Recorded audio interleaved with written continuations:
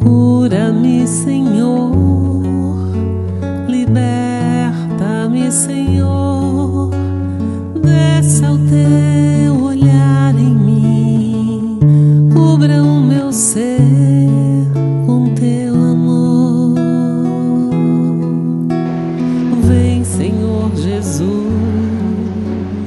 Então vamos, nesse momento, cerrar os nossos olhos e agradecer por esse reencontro, por essa oportunidade, por esse tratamento.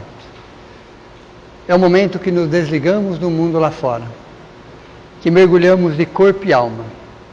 É o momento que somos abraçados, que somos acolhidos. É o momento que os nossos entes, que já se encontram no plano maior, têm a oportunidade de diminuir as saudades. É o momento que estamos junto com o nosso anjo da guarda, com os espíritos amigos, familiares, com a equipe de médicos, enfermeiros, socorristas, amparadores, alunos, orientadores, benfeitores, os guardiões sempre muito presentes. O nosso muito obrigado por todas aquelas pessoas que de alguma forma colaboraram para que pudéssemos estar aqui nessa tarde. E agradecemos a Jesus, nosso Mestre, a Chico Xavier, que estamos comemorando essa semana toda, seu aniversário, a todos aqueles que de alguma forma, espíritas ou não espíritas, cristãos ou não cristãos, mas que já entenderam, já compreenderam que só existe uma forma de se trabalhar, para o bem e pelo bem, que possamos assumir por nossa vez a responsabilidade de sair um pouquinho melhor, que as nossas palavras sejam palavras que edifiquem, que ajudem, que favoreçam de alguma forma, que as nossas atitudes agreguem algum valor, que possamos deixar marcas positivas por onde passamos. Para isso a doutrina espírita tem tanto nos ajudado a entender um pouco melhor sobre nós mesmos, da onde viemos, para onde estamos indo e o que estamos fazendo exatamente aqui. Então, o principal sentimento é o sentimento de gratidão por esse compromisso assumido antes dessa reencarnação, para que pudéssemos, depois dessa existência, ter a certeza que estamos, sim, melhores, em todos os sentidos. Que assim seja. Hoje nós vamos falar, continuando o curso, Conhece-te a Ti Mesmo. Então esse curso vai longe, é esse ano e mais o ano que vem, com certeza, no curso Conhece-te a Ti Mesmo. O tema, ética e moral. Então, vamos pegar uma outra linha de pensamento, serão 3 aulas, vamos falar sobre filosofia. Temos até curso de filosofia aqui na casa, que está indo muito bem, ali está a Rosângela. Então, se vocês quiserem se aprofundar, é uma das organizadoras do curso. Se vocês quiserem se aprofundar, está ali. Depois tem a Valdete também, tem 2 pessoas responsáveis. E o grupo está indo muito bem. E o grupo começou esse ano, era uma novidade da casa, e o grupo está indo muito bem. Então, a ideia é que se expanda ainda mais esse curso. Então, se vocês quiserem se aprofundar um pouco mais sobre o tema filosofia espírita, a Rosângela está ali. Ok? Quando a gente fala em ética e moral, a gente vai lá no Livro dos Espíritos, terceira parte do Livro dos Espíritos, e lá fala sobre as leis morais. Então, na terceira parte do Livro dos Espíritos, fala sobre as leis morais, e você tem a questão 629.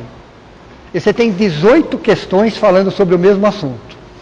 Quase que 1% do Livro dos Espíritos, são 1019 questões, você tem 18 questões falando sobre o mesmo assunto. Mas dessas 18 questões, a principal é a 629. As outras é um desmembramento da questão 629. A gente consegue entender melhor a questão 629, que é a 630, 31, 32, até a 647. Fala exatamente de ética e moral. E é interessante, fala sobre leis morais. Leis morais, é o tema, leis morais. E a questão 629 eu coloquei na lousa, para a gente ler a questão, pergunta e resposta, e começar a desenvolver essa questão. Então essas 3 aulas é a questão 629. São 3 aulas falando sobre aspectos diferentes da mesma questão 629. E a questão 629, qual é a definição que pode dar-se da moral? É interessante, quando Allan Kardec faz essa pergunta, e toda vez que nós pegamos um texto antigo, um livro antigo, 2 situações que nunca, em hipótese alguma, a gente pode se esquecer. Toda vez que eu pegar um texto, somente textos mais antigos, é texto e contexto. Como que aquilo era escrito naquela época e qual era o contexto que estava sendo escrito naquela época. Porque se você pegar um texto antigo, de 1000 anos atrás, 2000 anos atrás, 3000 anos atrás, e trazer para os dias de hoje, e tentar interpretar ao pé da letra, nós não vamos conseguir. Porque você tem que voltar no tempo, qual é o texto daquela época, a quantidade de palavras daquela época, o que significava a palavra naquela época, e em que contexto foi escrito aquilo. Qual era o momento que estava acontecendo aquilo. Aí eu consigo interpretar para os dias de hoje. Por exemplo, quando você vê lá no Evangelho, odiar pai e mãe. O odiar daquela época não é o mesmo odiar de hoje. É gostar um pouquinho menos. São palavras de Jesus. O odiar, naquela época, no texto e no contexto, era gostar um pouquinho mesmo. E como é que nós entendemos odiar hoje? Fica por conta de vocês. Não vamos nem se aprofundar muito nisso. Perceberam? Texto e contexto. Eu tenho que entender o que significava aquela palavra naquela época, em que contexto ela foi escrita. Aí eu trago para o dia de hoje e eu consigo fazer uma reinterpretação daquela palavra. Então, quando se estuda filosofia, eu também tenho que entender em que texto e contexto aquilo foi escrito. Nunca leve ao pé da letra. No século XXI, em 2026, nós teremos muita dificuldade em entender levando ao pé da letra e traduzindo ao pé da letra. Ao pé da letra. Ok? Então, a questão, que definição pode se dar da moral? Ele não falou que definição se pode dar da ética. Olha, interessante isso. Aí a resposta diz assim, a moral é a regra para se conduzir bem. Quer dizer, a definição entre o bem e o mal, ela se funda sobre a observação das leis de Deus. O homem se conduz quando faz tudo em vista e para o bem de todos, porque então ele observa as leis de Deus. Mas isso é ética, isso não é moral. Entenderam ou não? Mas naquela época, qual era a palavra que se utilizava? Moral. Entenderam? Depois a gente vai entender, depois a gente vai entender que moral e ética são conceitos distintos. Estão ligadas? Sim, claro que estão ligadas, mas são conceitos distintos. Mas quem nos ajudou a entender moral e ética em conceitos distintos foi o século XX, não foi o século XIX. Foi o século XX que trouxe 2 conceitos, assim, estão ligados? Até estão, mas são distintos. Mas até o século XIX, tinham praticamente o mesmo significado. Por isso que Allan Kardec, no século XIX, está falando de moral, quando o sentido que ele estava falando era sobre ética. A resposta está dizendo, ética. Por exemplo, lá na frente a gente vai estudar o seguinte, que eu posso ser moral e antiético. Eu posso ser imoral e ético. Eu posso ser moral e ético. Eu posso ser imoral e antiético. Entenderam ou não? Olha que interessante isso. Olha que interessante isso. A aula da semana que vem. Calma. Hoje eu só vou fazer pergunta, pessoal. Calma. Porque quem estuda filosofia faz pergunta, não é isso? Então estamos aqui hoje para fazer pergunta. E a primeira pergunta, saindo da questão 629, a pergunta que eu vou fazer hoje é filosofia, então eu posso fazer. A doutrina espírita é uma filosofia científica ou é uma ciência filosófica?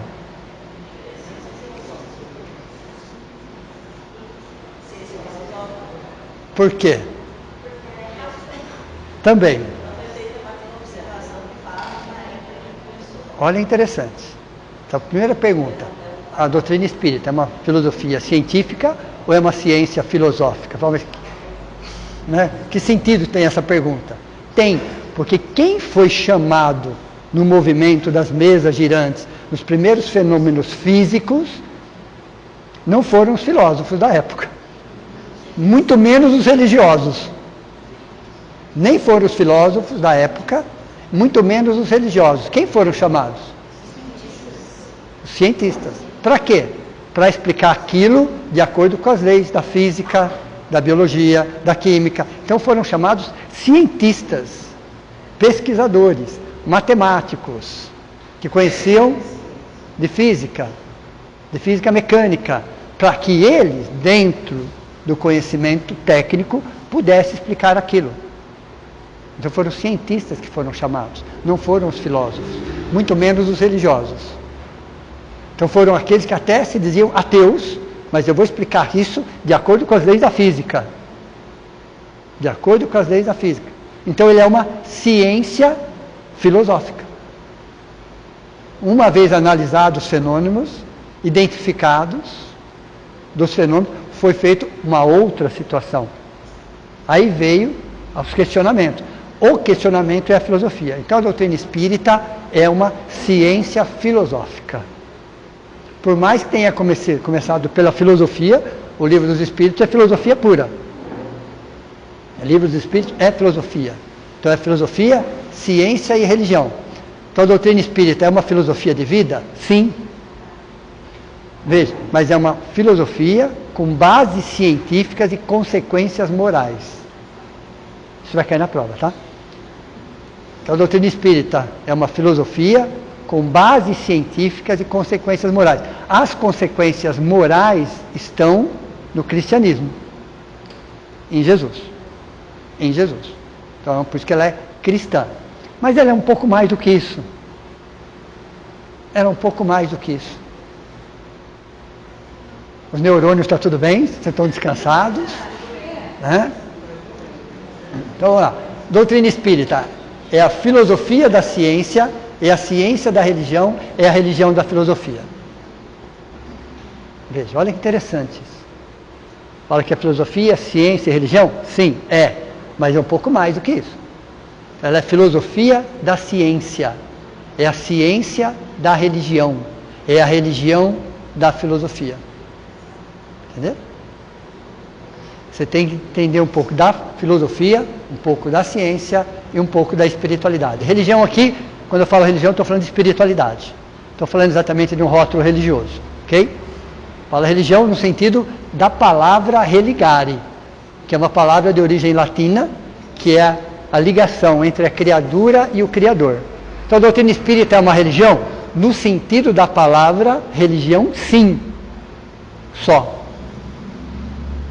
É uma religião? Não. Das religiões com a estrutura que nós conhecemos? Não. Não. Com dogmas, com preceitos, com tudo aquilo que todas as religiões têm, a doutrina espírita não tem nada.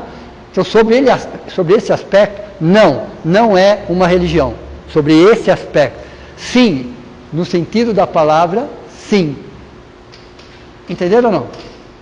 Porque a palavra liga o Criador e a criatura e o Criador. Não no sentido da palavra religare, sim. No sentido da palavra religião como estrutura, não. Não. Ok? O que significa moral para Kardec no século XIX? Veja, se ele abre o Livro dos Espíritos, falando sobre moral, e a terceira parte são leis morais, como que Kardec, como o século XIX, não é só exatamente Kardec, ele estava no contexto, mas como que o século XIX olhava essa questão? Diz o seguinte: moral e ética, naquela época, tinham o mesmo significado? É uma outra questão. Aprendam que em filosofia, questões e perguntas e reflexões e análise, isso faz parte. Isso faz parte. Então, a primeira pergunta que veio: o que significava moral no século XIX? Como Kardec via a questão da moral no século XIX. Porque pela pergunta e pela resposta, ele estava falando de ética. Mas como é que a gente sabe falar sobre isso? Porque nós estamos no século XXI. Talvez se nós estivéssemos no século XIX, não teríamos condições para entender isso. Então o século XX definiu muito bem o que é moral e o que é ética. E as diferenças entre os dois. Então na semana que vem, vou colocar moral aqui, ética aqui, e a gente vai entender todas as diferenças entre uma coisa e outra. Mas até então, os conceitos se misturavam. Mas Kardec estava falando de ética, não estava falando de moral. Ok? Veja. O que significa a palavra ética? Quando surgiu a palavra ética? Quando surgiu a palavra moral? Você vai ter que começar a olhar por aí, para entender.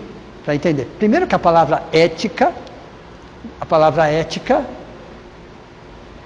vem do grego, ethos. A palavra ética vem do grego, ethos, que significa hábito, um jeito de ser.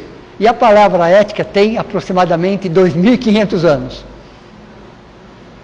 Veja, a palavra ética tem aproximadamente, até um pouco mais, 2.500 anos, a palavra ética. Porque é uma palavra de origem grega, ethos, que significava hábito, um jeito de ser. Tem 2.500 anos. E começou a se popularizar a palavra ética no final da década de 80. Hoje todo mundo fala sobre ética. Mas quando começou? No final da década de 80, que começou a se popularizar a palavra ética. Até então ela era pouco usada, a palavra ética. Então ela se popularizou. A palavra moral vem do latim mores, ou morales. Então, uma veio do grego, outra veio do latim. A primeira diferença é que vieram de caminhos diferentes. Que significa hábitos, cultura. Veja. Que significa hábitos, cultura. Começou com Cícero na Roma Antiga, lá na Itália. Então quem trouxe a palavra moral foi Cícero, que viveu no ano 106 a.C., 43 a.C., que era relativo a costumes. Por isso que esses conceitos se confundiam. Porque em alguns pontos eles se assemelham. Então até o século XX, no início do século XX, muitos se assemelhavam. Vários autores traziam quase que no mesmo significado. O século XX dividiu isso. Não, isso aqui é uma coisa, aquilo é outra coisa. E tem pontos, sim, tem pontos que se assemelham. Voltando lá, como que a filosofia vai nos ajudar a entender esse impasse? Porque é um impasse. E como que é a filosofia que vai nos ajudar a entender esse impasse? Quando que é moral, quando que é ética? Qual é a diferença entre os dois? Okay? Mas o que é filosofia? Perceberam? Quer dizer que você pergunta uma coisa, você acha outra pergunta. Essa é a ideia da filosofia. Cada vez que você acha alguma coisa, você tem uma outra pergunta. Aí você acha aquilo, uma outra pergunta. E aí, sucessivamente. Filosofia. Qual é o significado da palavra filosofia? Primeiro, o que é filosofia? Filosofia é uma palavra de origem grega. Eu vou falar, não sei ler grego, pessoal. Vou falar filosofia, mas se escreve dessa forma. Tudo bem? Olha a palavra de origem grega, filosofia. Vamos dividir assim. Filo significa o quê? Amor, amizade. Filo, divide a palavra na metade. Filo significa amor e amizade. Sofia significa sabedoria. Eu estou lendo ao pé da letra, tudo bem? Eu estou lendo ao pé da letra. Então, filosofia nada mais é do que amor ao conhecimento. Então, se alguém perguntar para você, mas significa filosofia? Filosofia, como conceito, é amor ao conhecimento. Ou a sabedoria. Amor ao conhecimento, amor à sabedoria, amizade, apreço. Então, filosofia significa exatamente isso. Amor ao conhecimento, amor à sabedoria. Pitágoras, filósofo grego, matemático. Para que você fosse um filósofo naquela época, necessariamente você tinha que ser matemático, tá? Um dos requisitos para ser filósofo é que você era matemático. Por quê? O que nos ajuda a matemática? Lógica, razão, discernimento, Quer dizer, a matemática te ajuda num processo de pensamento racional. A matemática é pura razão. É pura razão. Então, Pitágoras era um filósofo matemático. Então ele usava questões da filosofia e jogava na matemática. Você lembra do teorema de Pitágoras? Todo mundo lembra. Todo mundo lembra. Fácil, fácil, fácil. Hipotenusa ao quadrado é igual a soma dos catetos ao quadrado. Lembram disso? Desculpa? Também. Exatamente. Então veja.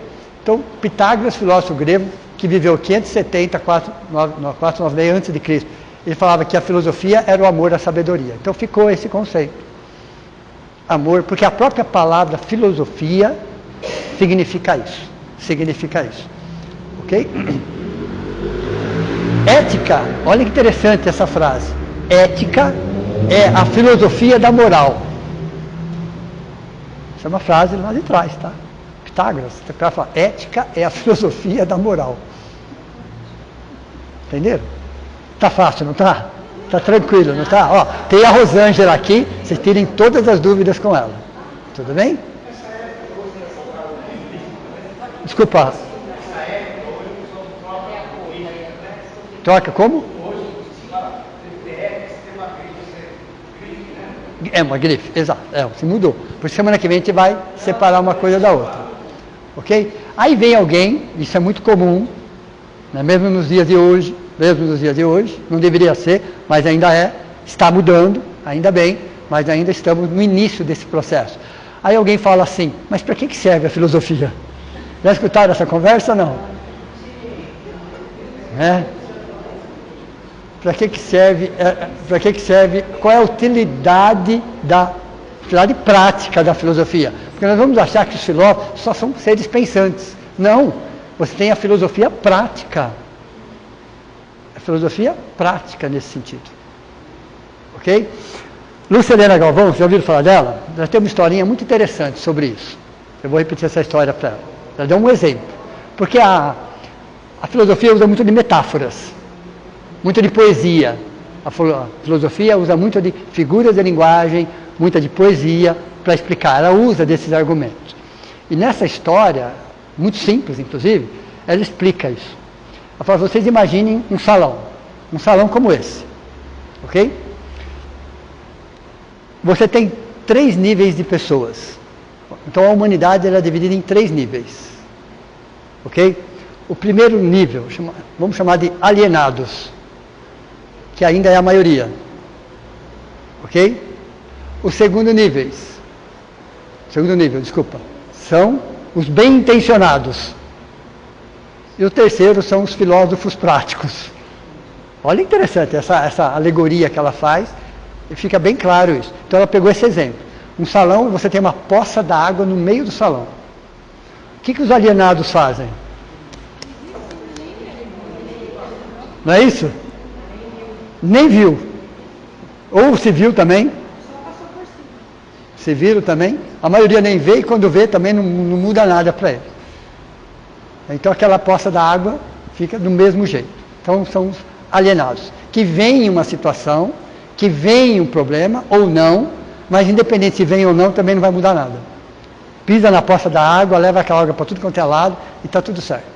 O segundo nível, que está crescendo, que bom, são chamados de os bem-intencionados. É aqueles que pegam um rodo, olham e observam, limpam, secam e de alguma forma resolvem, não resolve? Resolve. Ok? E vão embora. Menos mal.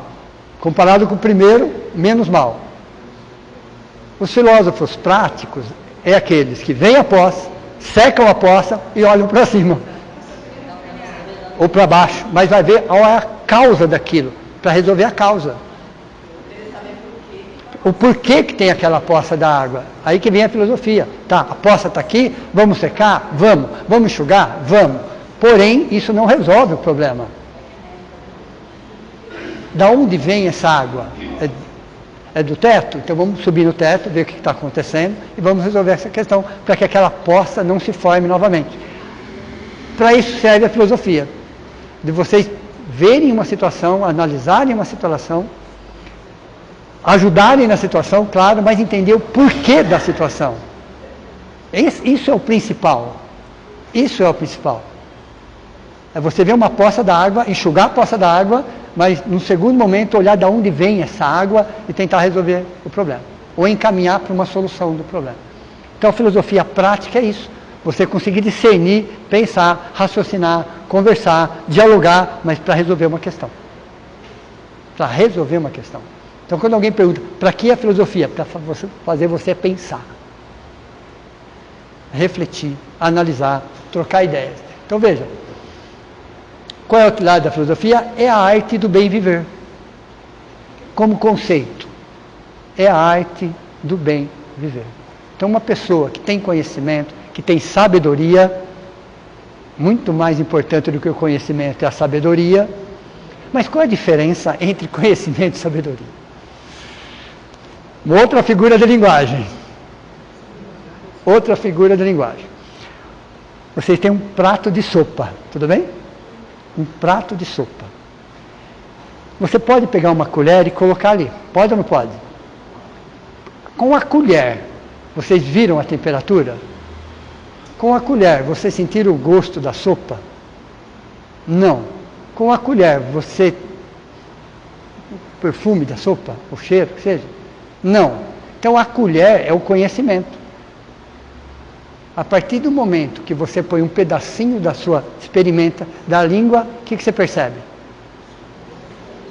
A temperatura, o sabor, o gosto, a textura. Veja, olha que interessante. Então o conhecimento é uma colher cheia de informação. Quando você experimenta aquilo, aí você vai ver se está salgada, se não está salgada, qual é a textura, qual é a temperatura. Então a sabedoria, a filosofia faz com que a gente busque o conhecimento, sim, mas que a gente transforme o conhecimento em sabedoria. Sinta o conhecimento. É o exemplo da sopa. Você experimente o conhecimento. Você não tenha só o conhecimento em si, mas que você possa experimentar o conhecimento e transformar o conhecimento em sabedoria. A sabedoria é o processo de você saber discernir. Discernir sobre uma situação, por você mesmo, não como uma manada, uma mentalidade de rebanho. O que é a mentalidade de rebanho? Vai tudo para a direita ou vai tudo para a esquerda, ninguém sabe por quê. Então, quando um debate filosófico, a pergunta é, para onde você está indo? Se você não sabe a resposta, qualquer caminho serve. Se você não sabe a resposta, qualquer caminho serve. Se você não sabe, se você não tem direção e sentido, qualquer caminho serve. Mas se você fala, não, eu quero ir para lá, então você já tem uma direção e um sentido. Então você tem que saber para onde você está indo. A manada ou os alienados não sabem para onde eles estão indo. Eles não sabem, eles estão sendo guiados por outros interesses. Pode falar.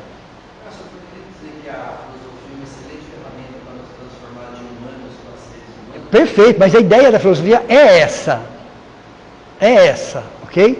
É transformar, vamos falar assim, o humano em um ser humano. Ou num ser humano melhor.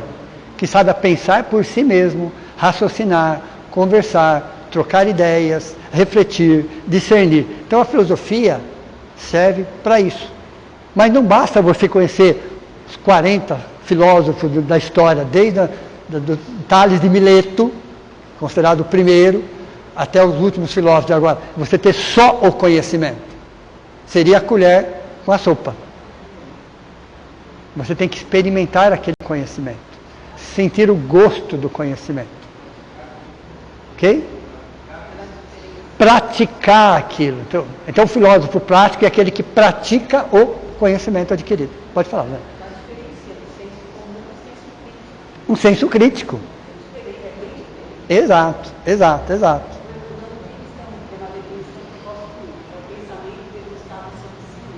É o pensamento? Desculpa, a segunda palavra. O pensamento debruçado sobre si mesmo. José Herculano Pires, vai cair na prova. Ok? José Herculano Pires, filosofia é o pensamento debruçado sobre si mesmo. Eu não posso aprender uma coisa nova, pessoal. Filosofia, pensamento? José Herculano Pires, o pensamento debruçado sobre si mesmo. É o pensamento debruçado sobre si mesmo.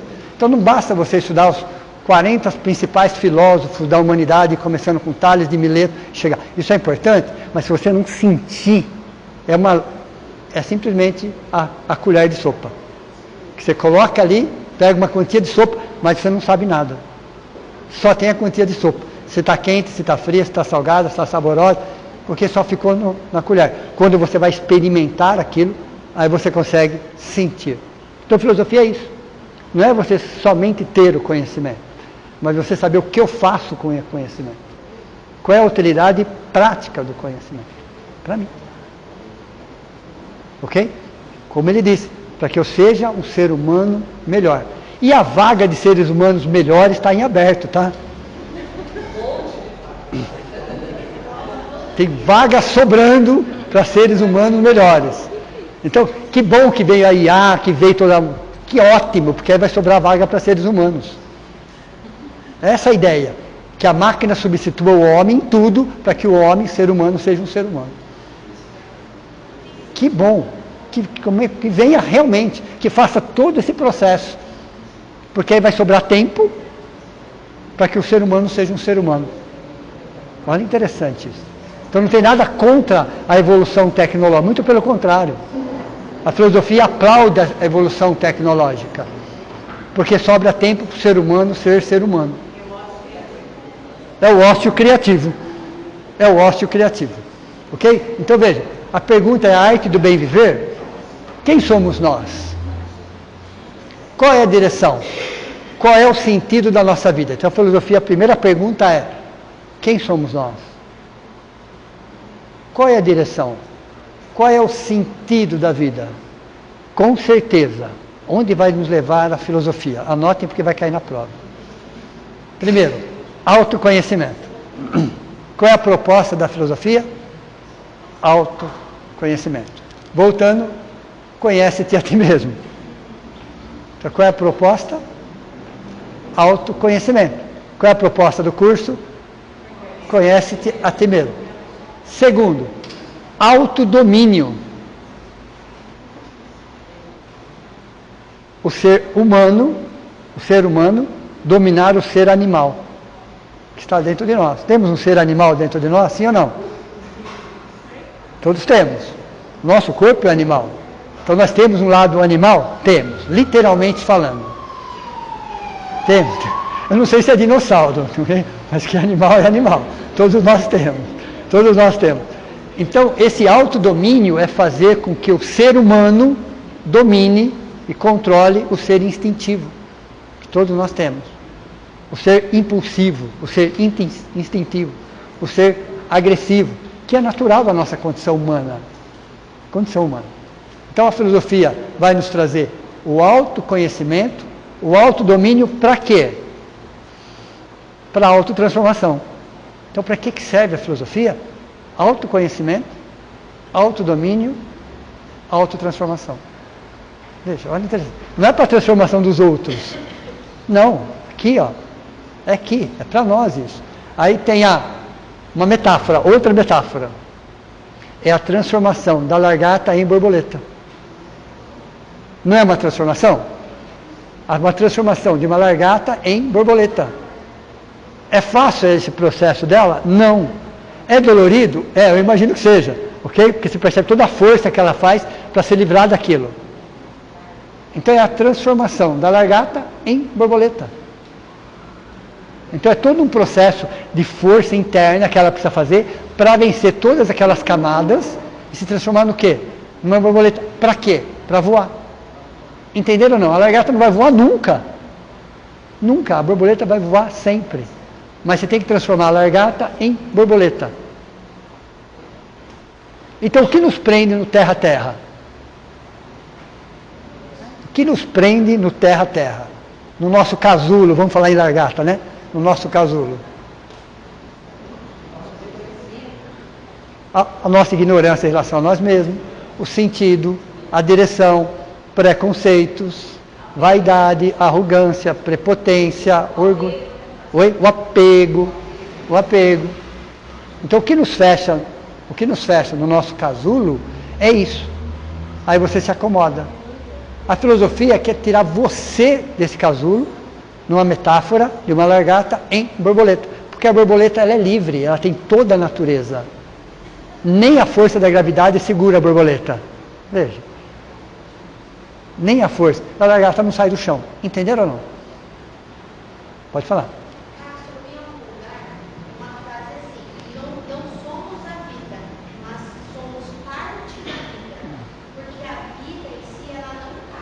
Nunca. Então nós fazemos parte dela. Exato. Nós temos a nossa vida, por exemplo. Qual é o sentido da vida?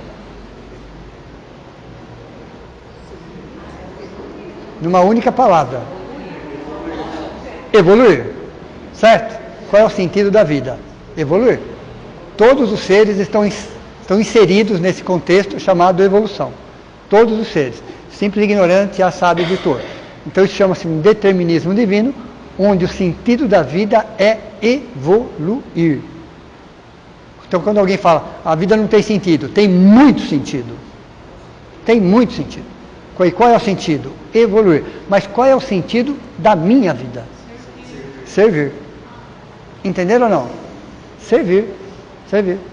Ser um agente facilitador de alguma forma. Deixar um rastro positivo. Deixar uma marca positiva. Deixar um rastro, uma marca positiva. Deixar algo de bom. Deixar algo, seja o que for, mas deixar algo de bom. Seja o que for. Então o sentido da vida é servir nesse sentido. Eu vou ficar 80, 90, 100, 110, 120 anos, tudo bem. Mas qual é o registro que eu vou deixar? Qual é a marca que eu vou deixar? Quando as pessoas lembrarem de mim, vão lembrar de que forma, de que jeito? Qual é a marca que eu deixei? Então o sentido da vida é evoluir, o sentido da nossa vida é servir. E não tem ninguém no mundo que não possa servir para alguma coisa. E não é quantidade, é qualidade. Tem gente que fica pensando em quantidade, pessoal. Não é quantidade, é qualidade. A gente vai ficar 50, 60, 70 anos trabalhando na assistência social com preconceito no coração.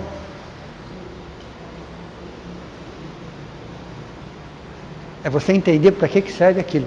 Você pode trabalhar na assistência social, mas que aquilo possa te ajudar a ser uma pessoa melhor, um ser humano melhor. Então a filosofia tem esse lado social? Sim, é evidente que sim.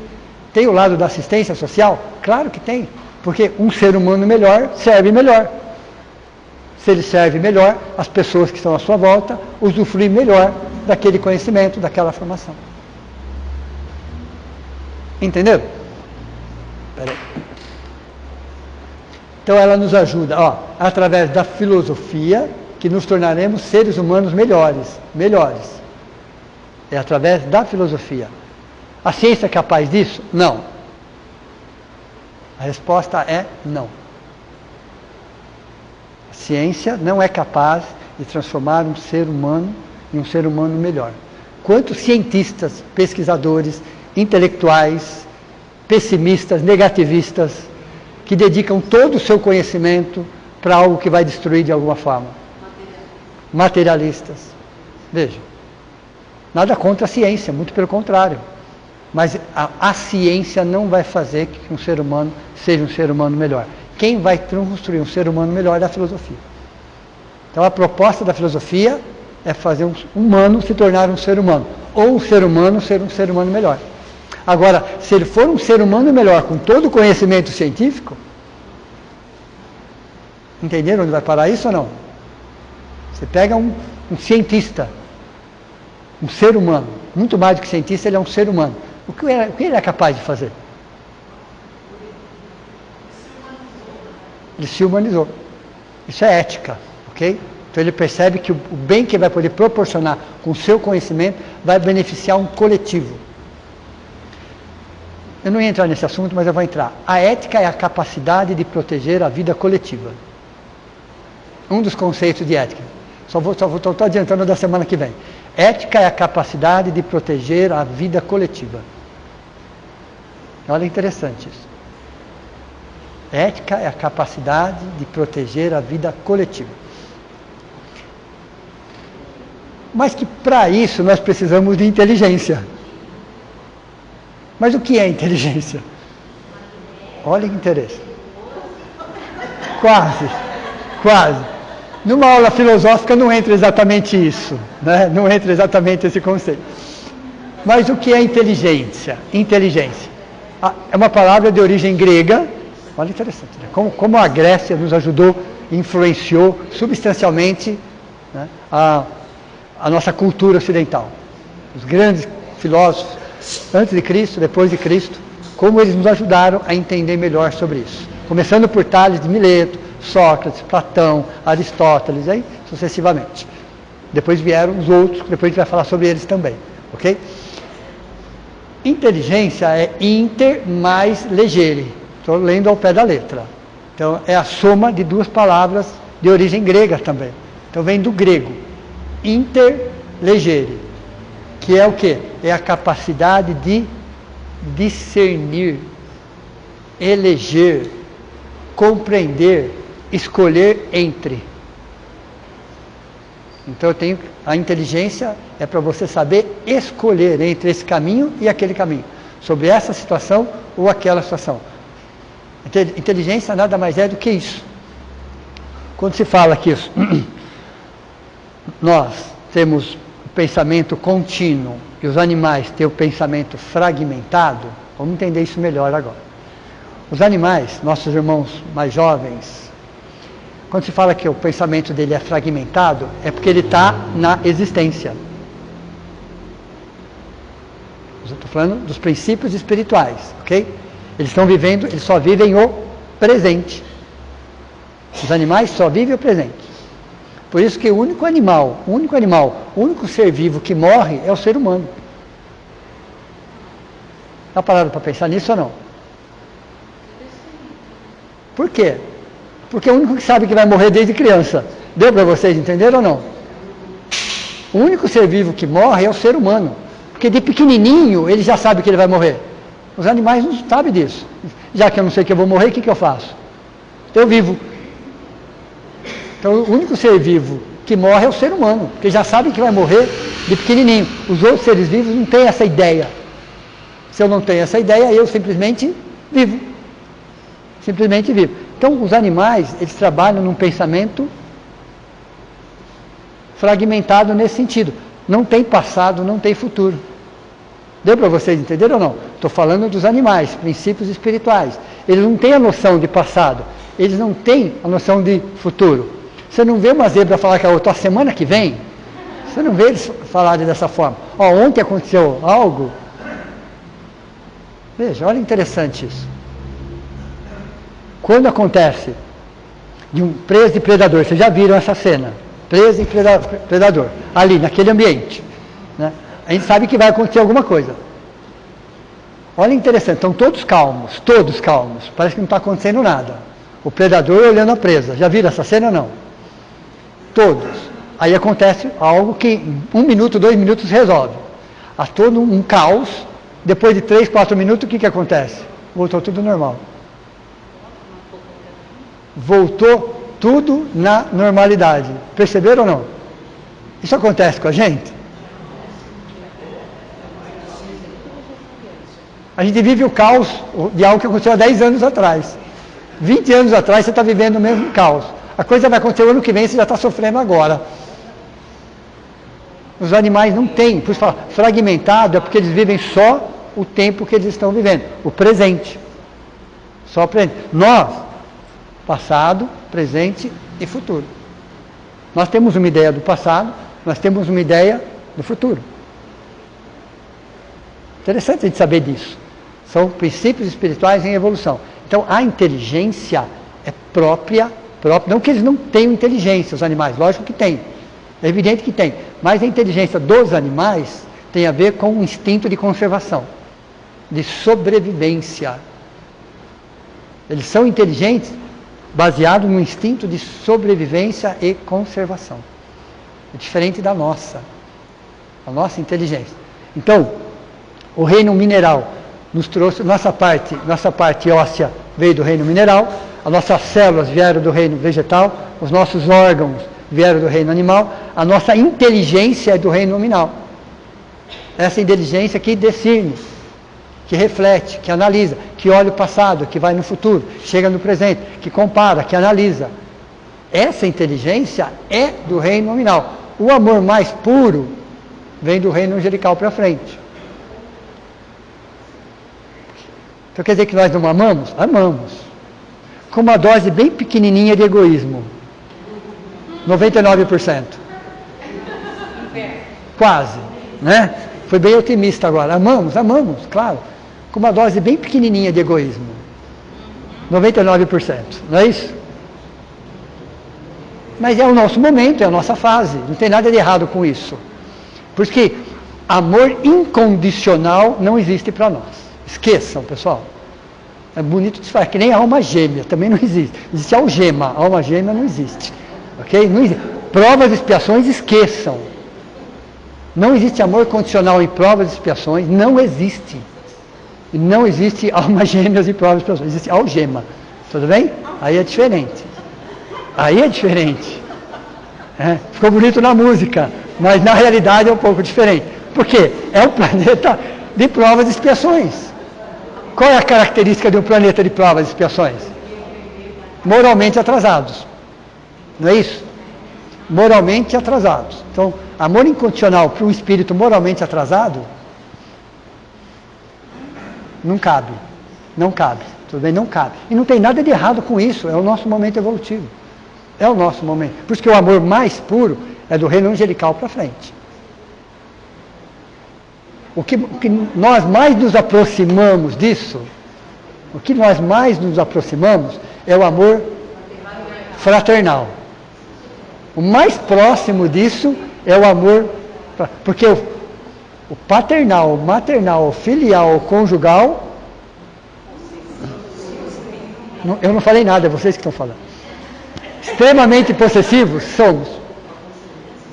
Paternal, maternal, filial, conjugal. É meu, né? A palavra meu aí tem uma conotação de posse, literalmente falando. Eu falo por falar, mentira, você fala porque você sente. É o meu do pronome possessivo. Meu, literalmente, propriedade, no sentido de propriedade.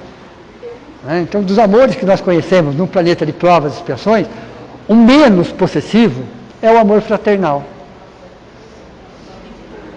O menos possessivo, ok? Aí quando você vai estudar as camadas, né? As camadas, nós temos lá, vamos lembrar um pouco das camadas: abismo, subcrosta, crosta, umbral, artes em geral, amor fraterno. Por que não é materno? Interessante, na espiritualidade não colocou amor maternal lá, né? Mas não é o maior amor do planeta Terra? Então por que eles não colocaram amor maternal lá? Mais forte. Não é o mais forte? Por que eles não colocaram então? Entenderam ou não? Porque na camada amor fraternal é o que se assemelha para nós o amor de amigo. Por isso que colocaram fraternal. Amor fraternal, amor fraterno. E o amor fraternal é o menos possessivo de todos. Os outros são bastante possessivos. Depois você tem diretrizes do planeta, não é isso? Aí Jesus fica acima disso. Jesus fica acima disso. E nisso você tem 30 bilhões de espíritos, na condição de encarnado, 8,5 bilhões. Então, no total, isso está 30 bilhões de espíritos. Espíritos na forma humana, tá? Espírito, depois tem as outras formas. Então, para a Terra tem a forma animal, tem a forma vegetal. Estou falando de espíritos com consciência de si mesmo, por isso que são chamados espíritos. É aquele que tem a consciência de si mesmo. Então, quando ele tem a consciência de si mesmo, vem a filosofia, explica para ele que, através da filosofia, do pensamento, do raciocínio, do discernimento, ele vai conseguir ser um ser humano melhor pela autocrítica. Pela autocrítica. Ele precisa de conhecimento para isso? Claro. Porque se ele não tiver conhecimento, a manada toma conta dele. Toma conta dele. E vai determinar para ele a direção que ele tem que seguir. É muito mais fácil. Pensar dói. Dói. Vocês concordam? Cansa. Pensar. Não é mais fácil seguir um caminho? Todo mundo está indo para a direita, deixa eu ir para a direita também. Pensar dá trabalho. Pensar dá trabalho. Exato. Aí sua mãe fala, você não é todo mundo, não é assim? Então a filosofia é exatamente esse processo de individualismo, onde você olha para você mesmo, vai buscar o conhecimento, claro, que é o conhecimento que dissipa a ignorância. Conhecimento é o que dissipa a ignorância. A partir do momento que você tem o conhecimento, você reflete, você analisa, você diminui, você avalia, você compreende. Então toda essa história de filósofos, desde Tales de Mileto até os dias atuais, qual é a proposta de todos eles? Independente de que época eles viveram. Nos ajudar a pensar, a refletir, a analisar, a entender sobre nós mesmos. Sobre nós mesmos. Então a filosofia tende a ser muito perigosa nesse sentido, porque faz as pessoas pensarem e analisarem. Não mais sofrerem influências, terceirizarem ou justificarem. Toda justificativa e toda terceirização vem de um processo de mente de rebanho. Todo mundo justifica, todo mundo terceiriza, eu só sou mais um deles. Só sou mais um deles. Então a filosofia traz com essa proposta de entender o porquê e o para quê. Mas para isso, eu tenho que saber para onde eu estou indo. Quando você fala para a pessoa, qual é o seu objetivo de vida? Já ouviram essa palavra? As pessoas não entendem essa pergunta. Não entendem essa pergunta. Então elas vão falar de coisas materiais, posições sociais. Elas vão falar sobre isso. Ah, eu quero isso, eu quero aquilo, eu quero chegar nesse ponto. Isso faz parte do processo, mas isso não pode ser seu objetivo de vida. Isso faz parte. Você tem um objetivo, você tem uma meta, você chega. Tá aí depois, no dia seguinte. O que sobrou? Você conseguiu aquilo, ótimo. E no dia seguinte? Você tem que ter algo muito além daquilo. Aquilo faz parte do processo. É o quê? Você buscar o quê? O ideal superior. Virtude e valores. Virtude, valores, princípios. Então o objetivo. Imagine vocês, uma pirâmide. Dá para vocês? Uma pirâmide? O topo, a pontinha da pirâmide. Lá em cima tem valores, princípios. Não é isso? Bem na pontinha. E todos nós estamos subindo nessa pirâmide. Por caminhos diferentes. Em ritmos diferentes. Em velocidades diferentes. Em situações diferentes. Mas todos estamos subindo a pirâmide, independente pelo que lado eu estou subindo, mas todos vamos chegar no topo. O topo é princípios e valores. O ideal é ser um ser humano melhor. Esse tem que ser o seu objetivo. Não é uma coisa material. Quero comprar uma casa. Tudo bem, você vai e compra. E no dia seguinte, você vai fazer o quê? Quero viajar e ficar 90 dias viajando na Europa. Ótimo. E no dia seguinte, você vai fazer o quê? Perceber de novo não, né? Você pode até fazer de novo. Mas o seu ideal tem que ser muito acima disso. Nada contra isso. Nada contra isso. Mas o seu ideal como ser humano tem que estar acima disso. Acima de valores materiais, acima de posições sociais. Isso faz parte, não tem nada de errado com isso. Mas o seu ideal como ser humano é ser um ser humano melhor. É ser um ser humano melhor. Se aperfeiçoar, aprender. Quem vai te ajudar? É a filosofia. Quem vai te ajudar vai ser a filosofia. Olha quanto é importante o estudo sobre filosofia. Por isso que Allan Kardec começa o livro dos Espíritos. Filosofia pura. 1019 questões. Por que a doutrina espírita começou pela filosofia? Porque é a filosofia que ajuda as pessoas a pensar, a refletir, a analisar, a observar, a comparar, a ter senso crítico. Então são 1019 questões Por que parou no 1019? Por que esse número quebrado? Porque o número quebrado dá a ideia de continuidade. Quem de nós aqui, se fôssemos escrever alguma coisa, ia parar no 1019? 1000, 1100, 1020, mas nunca no número quebrado. Isso foi feito de propósito. Porque todo número quebrado dá a ideia de continuidade. Continuidade. Então, livro principal, Livro dos Espíritos. O que é o livro de filosofia? Aí você tem o livro dos médios, que vai desenvolver uma parte. Você tem o Evangelho, que vai desenvolver outra parte. Você tem o livro Céu e Inferno, que vai desenvolver outra parte. Você tem a Gênesis, que vai desenvolver uma outra parte. Do livro dos Espíritos. Os outros livros, os outros que vieram depois, estou falando só da obra kardeciana. Fora os outros livros. Fora os outros livros. Mesmo Leon Denis, Camille Flammarion, que foi um cientista na época, Leon Denis, que foi um filósofo na época, ele também estava desenvolvendo os mesmos assuntos, por ângulos diferentes. Por ângulos diferentes. Depois vieram os livros do século XX, principalmente a obra de Chico Xavier, principalmente, mas outros também, mas todos desenvolvendo o livro dos Espíritos. Pode falar. É interessante que você falou do livro dos Espíritos, né? Cada parte sai um livro, né? Exato. Exato. Então, o livro ele é dividido em partes, justamente porque depois ele ia desenvolver cada parte em livros específicos. Mas no livro dos Espíritos você tem praticamente tudo, mas não de forma aprofundada. Era 1019 questões. Começando pela mais difícil de todas, que é uma pergunta de fundo teológico com uma resposta eminentemente filosófica. Já pararam para pensar nisso ou não?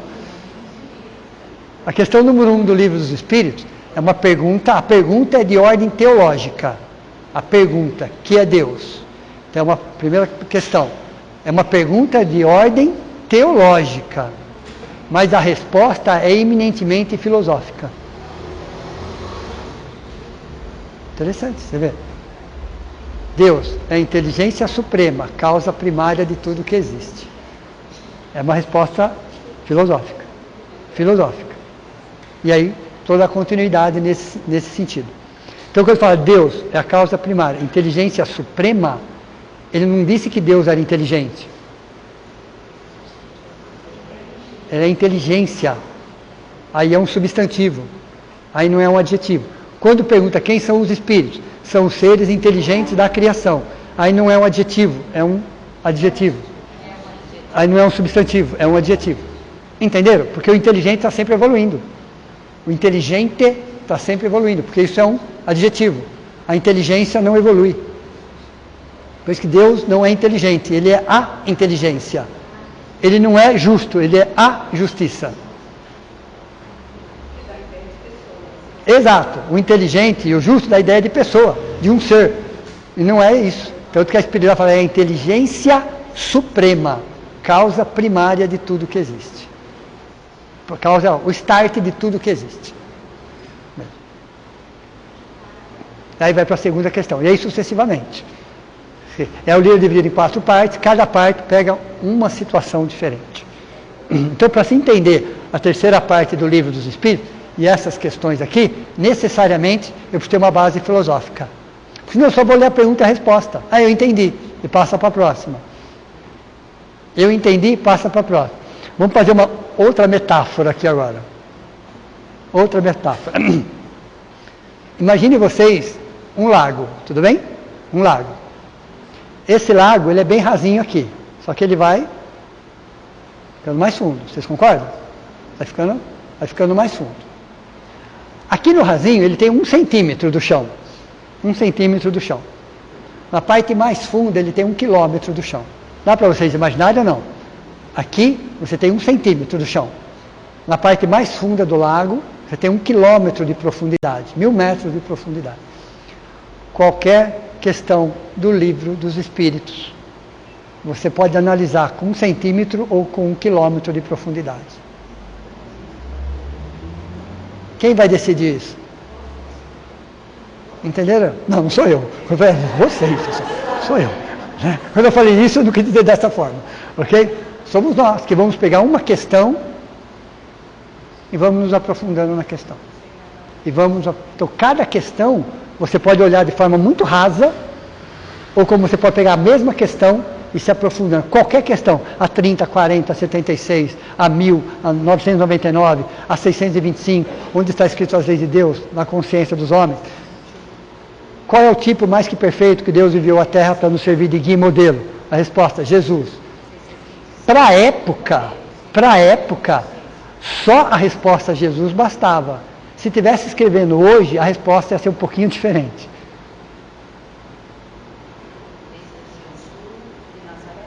Seria Jesus de Nazaré.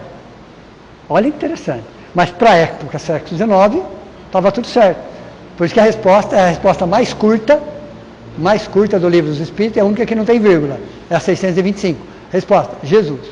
Mas hoje, com certeza, a resposta seria, século XXI, tá? Jesus de Nazaré. Por quê? Olha, interessante. Por quê? Quando você fala Jesus Cristo, você está falando em teologia, certo? E astronomia. Para se entender Jesus Cristo, eu tenho que pegar o campo da teologia e da astronomia. Se eu quiser entender um pouquinho de Jesus Cristo, só um pouquinho. Porque foge. É muito para a gente. Mas eu tenho que pegar a teologia e um pouco da astronomia, para entender um pouco de Jesus Cristo. Então ele está no campo da teologia e da astronomia. Quando eu pego Jesus de Nazaré, eu pego psicologia, psiquiatria, filosofia, que também faz parte, veja, sociologia. Então, quando a pergunta é qual é o tipo mais que perfeito que Deus enviou à Terra para nos servir de guia e modelo? Guia e modelo de quê? De Cristo? Não, desculpa. Não estamos nesse nível ainda. Não estamos. De ser humano. O guia, modelo e guia de ser humano. Você quer ser um ser humano melhor? Ele é um modelo e guia de ser humano. Por isso que é o Jesus de Nazaré. Não é o Jesus Cristo. Jesus de Nazaré, que está no campo da psicologia, que está no campo da psiquiatria, que está no campo da filosofia, que está no campo da sociologia, porque a proposta é o ser humano. Entenderam ou não? É o ser humano. Que é o mais difícil, inclusive, no nosso momento evolutivo. O que a humanidade está precisando hoje? De Jesus Cristo ou de Jesus de Nazaré? Perceberam ou não? Nada contra o Jesus Cristo, tá? Mas o que nós estamos precisando é de Jesus. É o mesmo ser, mas em contextos diferentes. É a mesma essência, mas em contextos diferentes. Ok? Então, para nós, no pleno século XXI, ainda é cômodo olhar ele numa cruz. É muito cômodo isso. É muito cômodo. O difícil é tirar ele da cruz, vamos caminhar junto. Me ajuda a caminhar. Como ser humano melhor. Como ser humano. Então, Jesus de Nazaré está no campo da filosofia? Está. Quando você estuda a história da filosofia, desde Tales de Mileto até hoje, tem uma parte dessa história que está lá. Jesus. Yeshua, né? Na época era o Yeshua. O nome. Você percebe que ele influenciou em muito a filosofia. E muito a filosofia. Então ele também faz parte do estudo de filosofia? Sim. Mas o Jesus de Nazaré. Pode falar. Essa figura que você falou de Jesus na cruz, né? Os outros religiões falam, né? Jesus morreu para nos salvar, né? Daí, por exemplo, Jesus desce da cruz, você não tem. Né? Com todo o respeito, claro, evidente que nós temos, mas a proposta é outra. Nós respeitamos, né, com toda certeza, qualquer situação diferente, né? O que a doutrina espírita nos ensina é o respeito, mesmo que a gente não concorde, respeite, porque isso faz parte do processo, sem problema nenhum. Mas o Jesus da doutrina espírita é o Jesus de Nazaré. Mais importante é o Jesus de Nazaré. Ok? Voltando. Desculpa. Tá, aí eu já tinha explicado sobre isso aqui. E aí veja, a partir do século XX, grandes pensadores, olha, a partir do século XX, é bem atual para nós, foram buscar entre os grandes filósofos, então esses grandes pensadores de hoje, estou falando dos pensadores do século XX e início do século XXI, claro, evidente, eles foram buscar todo o conhecimento dos grandes filósofos da humanidade de antes de Cristo, depois de Cristo, que somam aí quase 40, só para vocês terem uma ideia, quase 40 das épocas, né? Se é a época socrática, pós-socrática, medieval, contemporânea, grandes filósofos desse período. Então os grandes pensadores foram buscar todas essas informações conceituais para nos explicar qual é a diferença entre ética e moral. Porque a humanidade hoje, século XXI, já tem condições psicológicas, intelectuais, para saber discernir quando é uma coisa, quando é outra coisa, e quando, em alguns pontos, elas se confundem. Mas a grande proposta dos pensadores de agora, mais próximos de nós, vamos dizer assim, é fazer com que a gente pense. Para que a gente saboreie, a palavra é saboreie. Saboreie todo esse conhecimento. Para nós, ok? Então, é a filosofia, vamos chamar de filosofia contemporânea. A filosofia contemporânea é a filosofia da nossa época, vamos falar assim. Da nossa época. Ela é dividida em várias fases, a filosofia. E grandes pensadores em todas as suas fases. Alguns até religiosos, sem problema nenhum. Sem problema nenhum. Santo Agostinho é um. São Tomás de Aquino é outro.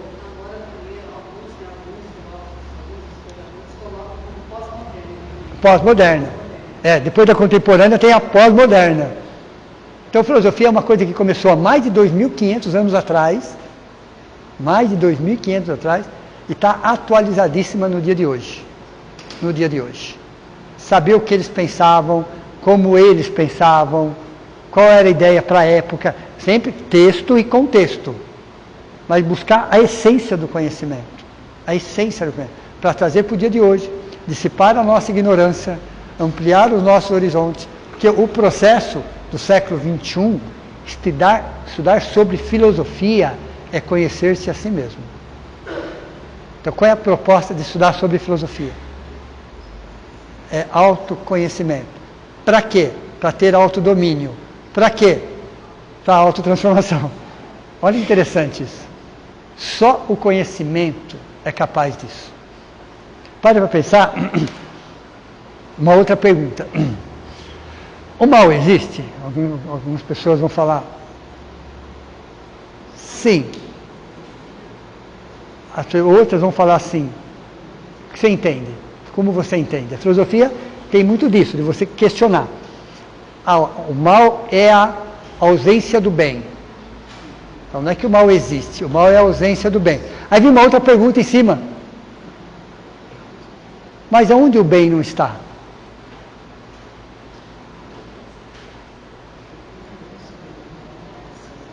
Onde Deus não está? Onde as suas leis não estão? Veja, então quer dizer que o mal não existe a ausência do bem, então o que existe? Alguma coisa existe. A ignorância, entenderam? Então o que existe é a ignorância. É a ignorância que provoca todas essas situações. É exatamente a ignorância. Para vocês terem uma ideia, isso é um dado. Que o que se produz de alimento no mundo hoje, dá para alimentar com sobra todos os seus habitantes. A tecnologia do século XXI, a produção do século XXI em relação a alimentos, se alimenta a todos. 8,5 bilhões, não teria ninguém passando fome no planeta Terra. Porque você tem tecnologia, você tem produção e você tem alimento. O que falta?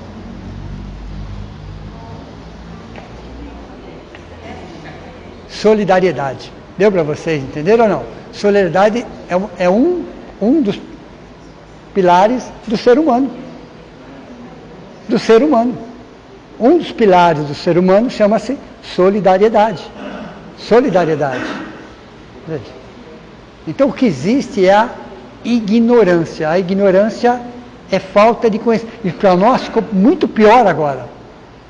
Porque até 50 anos atrás, 80 anos atrás, 100 anos atrás, para você adquirir um conhecimento era muito difícil.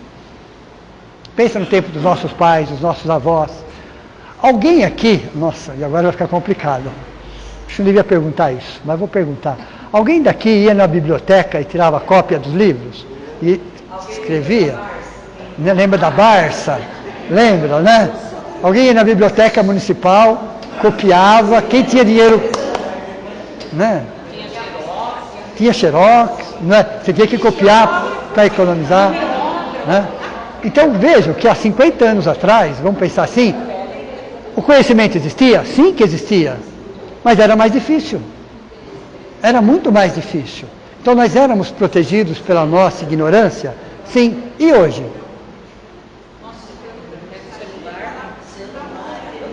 Né? Com um negocinho desse tamanho aqui, que você carrega no bolso, não é isso? Você sabe o que você quiser, na hora que você quiser. Qualquer informação que você coloca aqui, eles trazem um texto inteiro, com vários especialistas falando. Qualquer assunto. Em questão de minutos, você tem tudo, material na sua frente.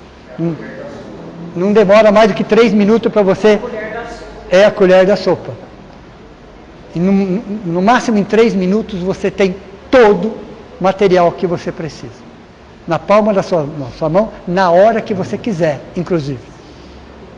7 dias por semana, 24 horas por dia, está à sua disposição. O que nós vamos alegar então? Que a biblioteca estava fechada. É horário lá comercial, por isso que não deu para ir de domingo. Entenderam ou não? Mas esse conhecimento, não só como conhecimento, mas como sabedoria. Como transformar o conhecimento em sabedoria? Essa é a função da filosofia. É a história da colher na sopa. Você pode encher você não sabe o sabor, você não sabe a temperatura, você não sabe a textura, você não sabe nada se aquela colher estiver ali cheia de sopa. Mas a partir do momento que você traz ela para experimenta ela, com a pontinha da língua, vamos dizer assim, você já sabe um monte de coisa. Você está experimentando. Filosofia é experimentar o conhecimento. A sabedoria não passa pelo coração? Passa, sem dúvida, sem dúvida. Isso é para as próximas aulas. Para as próximas aulas. Exato, exato. Né? Então a sabedoria é o conhecimento mais emoção. Ok? Sabedoria é uma fórmula matemática. Conhecimento mais emoção é igual a sabedoria. Ok? Então a história, guarde a história da sopa para vocês, porque tem só ter informação para ter informação. O conhecimento, só o conhecimento não nos coloca num lugar melhor. Uma das maiores decepções de quem chega no plano espiritual é isso. Eu tenho muito conhecimento. E quanto de sabedoria? 0. Então, só o conhecimento não nos leva a lugar nenhum. Tanto que pessoas muito intelectualizadas, mas muito intelectualizadas, muito acima da média, normalmente elas são depressivas. Repararam ou não? Porque elas se fecham num casulo e elas só querem conversar com aquele casulo. Elas não abrem, elas não compartilham. E elas se fecham ainda mais. Então o conhecimento tem que ser compartilhado, trocado, conflitado, por que não? Faz parte também. Mas é no debate que a gente cresce, que a gente evolui. Então a filosofia tem... Pode falar, Fran.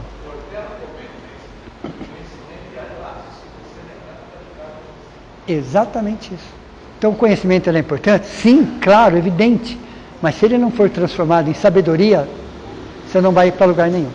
E é a filosofia que nos ajuda a entender aquele conhecimento. E como eu vou pegar um conhecimento de Sócrates, antes de Cristo, ok? E trago para o dia de hoje, na minha vida, na minha existência. Como trazer um conhecimento de mais de 2000 anos atrás e trazer na prática. A sabedoria é Exato. O que você vai fazer com o conhecimento? O que você vai fazer com aquele conhecimento que dissipou a sua ignorância? Mas o que você vai fazer com ele? Como você vai crescer, melhorar, baseado no conhecimento? Por isso que filosofia é o quê? Amor à sabedoria, não é o amor ao conhecimento. Pode falar. Sim, sim. Os estoicos, os essênios. Exato. Exato. Exato. Exato.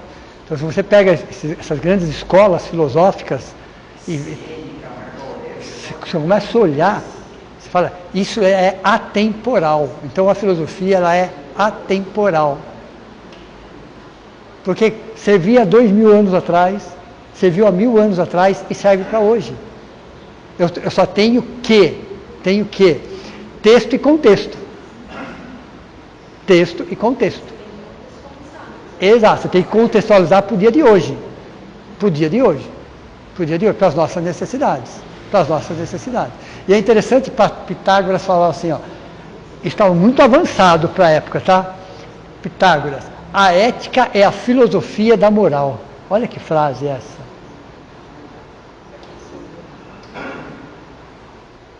Porque moral, às vezes, fica fechada em um contexto, em um costume, em um hábito, em uma cultura.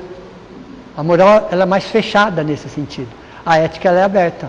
Então, a ética é a filosofia da moral. Você questionar até a moral.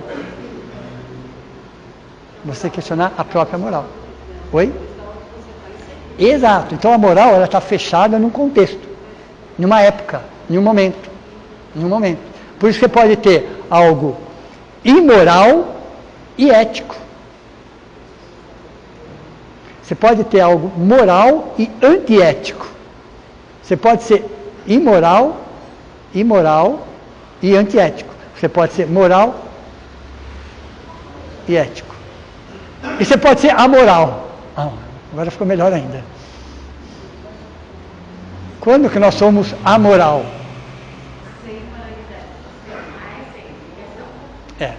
Quando? Se vocês não responderem, eu vou deixar isso para a aula que vem. Em que momento nós somos amoral?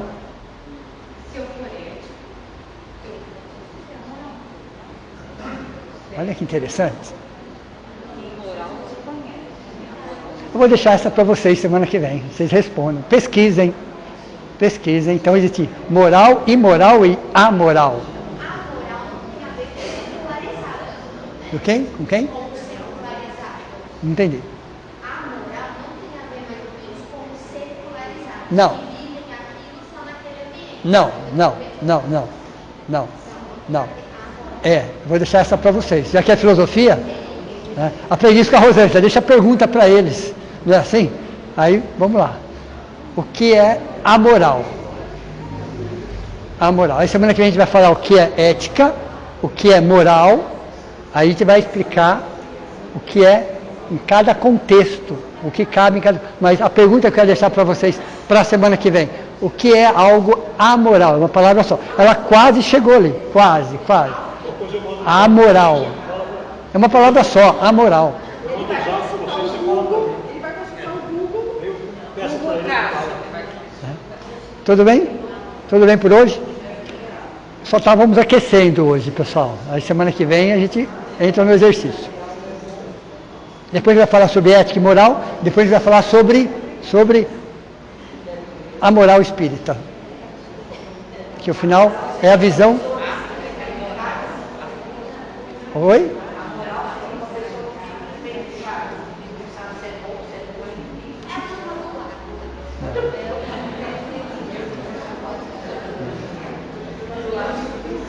A pergunta é, o que é uma atitude amoral? Essa é a pergunta. O que é uma atitude amoral? O que é amoral? O que é uma atitude amoral? Para vocês pesquisarem.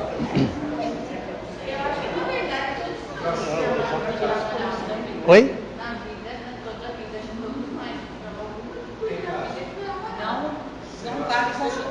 Filosofia é isso, pessoal. É falar aqui, falar ali, debater aqui, entender aqui, não entender aqui. Isso é só. Todos convidados na terça-feira da nossa equipe de filosofia. Ó, a Rosângela aí, ó. Às 15 horas, tá? Às 15 horas, podem vir. Ó, viu? Todas as perguntas ali, ó. Vai dar plantão para quem trabalha. O que foi? Amoral? Não, você é imoral aí. Aí é imoral. A moral seria as pessoas que vivem em cima do muro? Não. Isso é filosofia. Não. O que é uma atitude amoral? Não.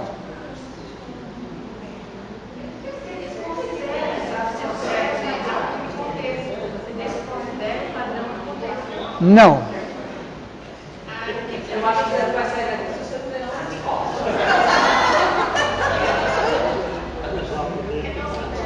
Aí.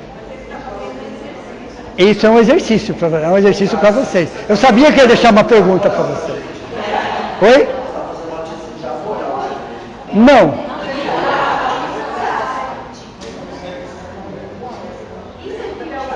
Isso é filosofia.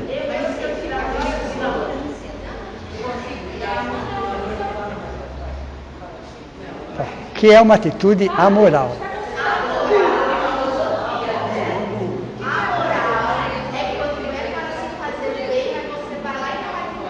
Não, isso é imoral. Isso é imoral. Isso é imoral. Não, isso é imoral. Pode olhar no celular, pessoal, fique à vontade. Ó, vou dar uma dica para vocês. Nós temos atitudes amorais todos os dias. Não, brigar com a mãe por causa de mistura não é não. Nós temos diariamente atitudes amorais.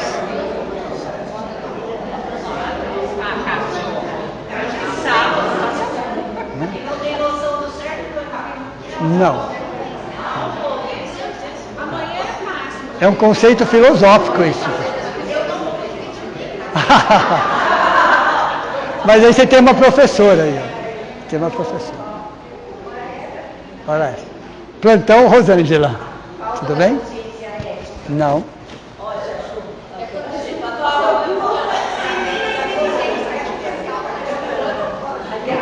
Bom, vamos encerrar. Vocês vão pensar. Amanhã vocês comem muito chocolate.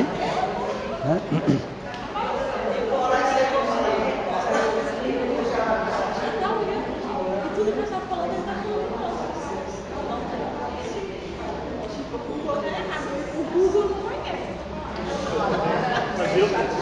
Se tivesse fácil, não seria filosofia, pessoal.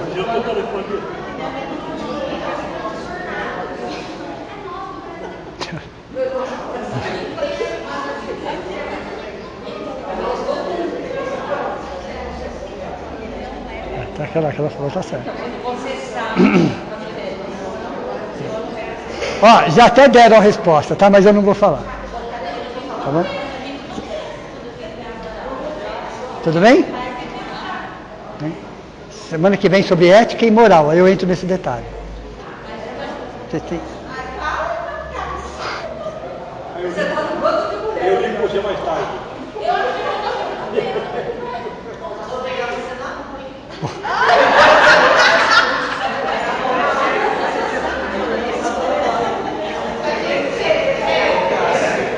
Pode ser correndo? Pode ser correndo? É. Pode piorar. Pode piorar. Vamos lá?